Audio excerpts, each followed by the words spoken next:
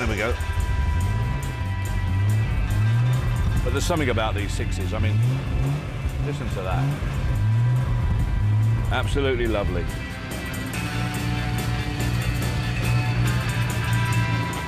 TR6 1973, beautiful driving car. Drives really well. Oh, wheel arch to die for. Beautiful, isn't it? Absolutely beautiful. I bet the back's the same. Yep, it is, 100%. But the seat upholstery is really good, but the sponge has completely gone. Look at that, totally misshaped, completely and absolutely gone. They've had it, look. We're down to the frame of the seat, there it is. Shut that door. Most TR6s come out of the factory like this, with door gaps, panel gaps like this. Wide at the top, narrow at the bottom. Amazing, isn't it? And then we all wonder why they went skint. But these are actually, they're quite good, look. Virtually no gap, but that's good. For a TR, that is brilliant. Lovely old car, yeah, one owner from you. Yeah, Roger, and just dropped it over. And he bought it brand new, and it cost him £1,650 or thereabouts in 1973. In 1971, I bought my first 2 up and 2 down cottage for 1,150 quid. So in 1973, to buy a TR6 at 1,650 quid, you think about it, you had to have a few quid. You really did. There will be a good bit of interest in it. The colour's against it a little bit, emerald green. Not a particularly brilliant colour, really, and not a good selling colour. So it won't actually romp away, but it will be helped no end by the fact it's one owner from you. I personally don't think it'll do 20 grand, but it'll do pushing on that way. I can see it doing somewhere between 17 and 19, in my opinion. But what an honest old car, look at that. Honest old thing, isn't it? Really straight. Bang on. 159 is a 73 Triumph TR6. Drove it myself from site to site, just about faultless. There we are, owned from new. An owned from new TR6. Now, how nice is that? 14,000, thank you there at 14. 14,250, 14,250, 14,500. One owner TR6 here, 14,750. You don't come across one owner TR6s, 14,750. 14,750, then see what we can do for you at 14,750 for the first. Second, third and last time at 14 3/4. No sale on the day, but an upped offer of 16.5 was good enough for the Triumph.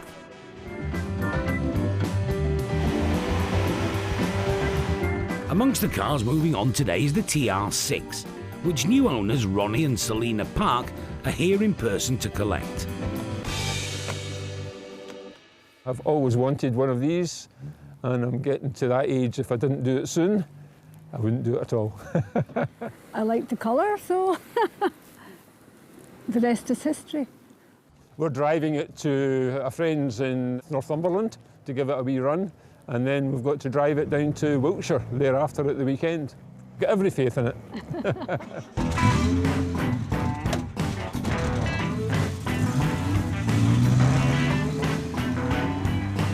We're happy to report that the car made the round trip to its new home in Wiltshire without a hitch.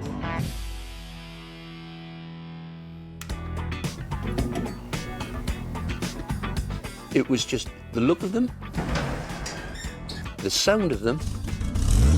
They were blocked, they were square, they were mean, they had a road attitude. You could hear a one coming from the next village. I absolutely lusted after that car, and I thought one day I will have one. And so it was. In 1997, Mike Robinson bought this K-Reg 71 Triumph TR6 for 8 grand. When it worked, it was phenomenal, and when it didn't, it was a nightmare. And that's the way it is. An Italian design smartly updated by Carmen of Germany gave Triumph a very British-looking classic. The 2.5-litre fuel-injected engine of the UK cars gave it plenty of oomph, but the US spec, with twin carbs, sold in much bigger numbers. In pimento, magenta, Tahiti blue or saffron, and with a price tag you could save up for, the TR6 out-muscled the MGB. but it was neutered by a power reduction in 1973. It may not be as rare or as valuable as a TR5, but the sound and sight of one of these on a country lane will still cause a heart flutter.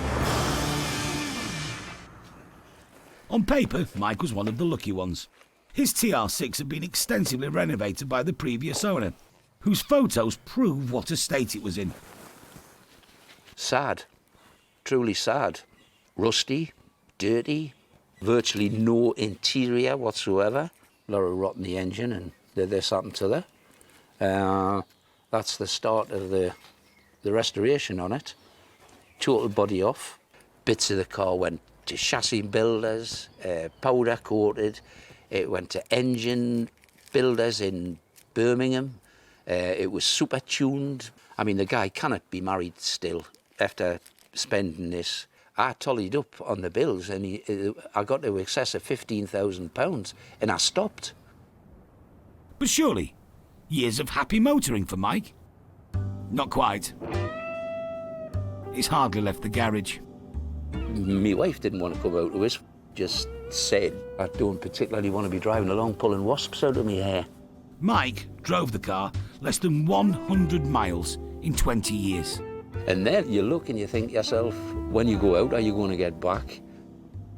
The reality of classic car ownership on a budget has spoiled his dream. When you talk to these guys who are right into them, I mean, if they've got a problem with a job, I mean, they go to the back of the garage and they put it on a lathe and they make it out of a lathe and you say, oh, you're an engineer? No, I just picked it up as I went. Well, I wouldn't know how to start a lathe. I wouldn't even know how to put a bolt in a chuck. I'm sure the back of it's been painted in blackboard paint. I'm sure of it. That's an afternoon's job, isn't it? What's the important thing? As you well know, is these seams and the arches, shuts, and all the rest of it, which more than makes up for that. More than makes up for that. Yeah. I think that you could spend 2,000 or 3,000 on this and get it up to speed. Yeah. Yeah, you would. She won't run away too far. She's a bit bindy, isn't she? Dave's worried the whole car might get up to speed. The brakes haven't been touched since the 90s. Will it stop? Would help if I had the steering lock off. Do you want to push down? Please. This TR6 may need a bit of fettling, but it has all the makings of a great car. Brill. Super.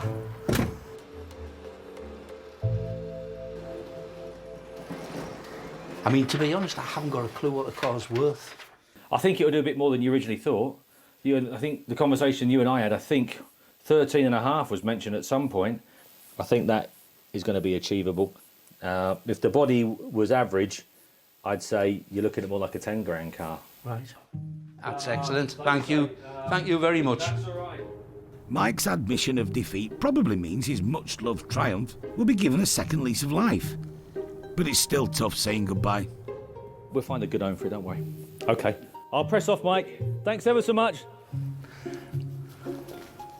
Well, there we go. Done. I feel a bit emotional now. Sorry. It's like one of your children going. Not good at all. Also readying itself for sale is the TR6 PI. This one, with its reserve of £13,500, is a less complicated affair. They've increased in value quite a bit over the last 4 or 5 years, but they're still affordable, in my opinion. I think so. They're a funny car, of course, in as much as they got a bad name. Well, the injection system, obviously, that's the first thing that goes wrong. But you get used to them and you improve on them, and consequently they become a little bit easier to run. Agreeing wholeheartedly with that are 4 members of the multinational TR Register, a huge club devoted to this single make of car. The TR Register, nowhere's far in a TR. They'll always get you there, they'll always get you back. You can build these vehicles back up to a tremendous specification, like modern electronic ignition units, Bosch fuel pump conversions, which this car has. You get a reliable vehicle. Well, my midlife crisis started fairly young. I had a couple of Triumph Spitfires, and I thought, they're nice, but I want the big boy's toy.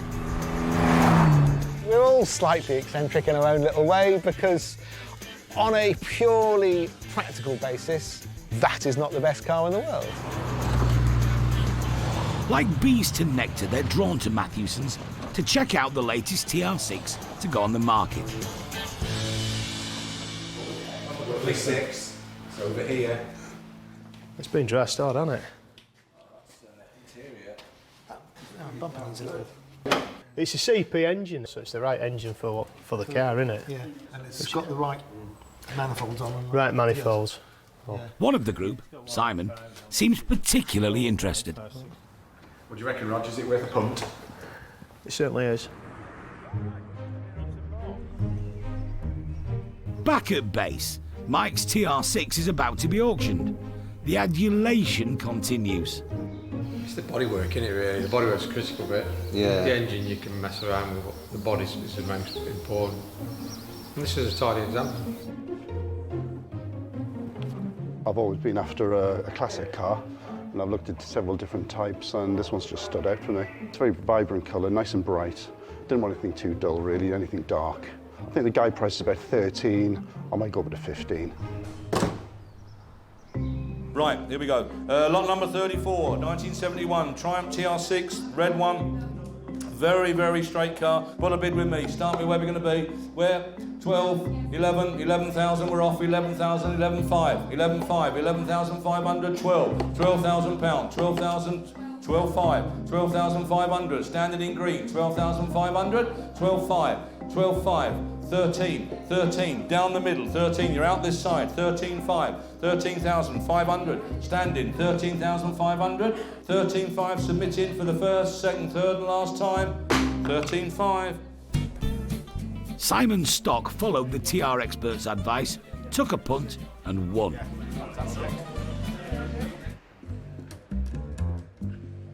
As for the TR6, it's now rubbing shoulders with some giants.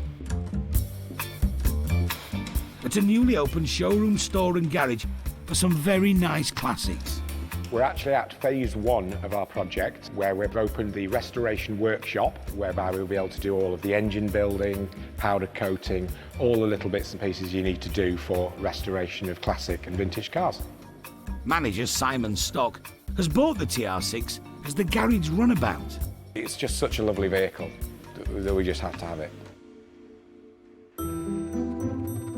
But this car has been driven less than 100 miles in 20 years. It hasn't been started for the last 10. Junk leads, right? Today, Simon's chief mechanic, Roger, will be attempting the impossible. Check the ignition system, go through, check all the gaps on the plugs, the points, make sure we've got sparks, and then hopefully she'll fire up. I know she'll fire up. Right. Do you want to grab them too, Si? It could be Roger's finest hour. A clear head and military precision is what's needed. Okay. Pull enrichment out, Si. Enrichment locked. Ready, just turn the ignition on. On. Spin her over. Come on. Whoa. So we've got some fuel up. Whoa. See. Enrichment out, still full. Yeah, leave it pulled out. Yeah. Go for it, bit of throttle. Right, keep it going. Right, I'll have to do it again. Leave me on throttle, I'll get it running. Right. Go on again. Woohoo! Jurassic Park.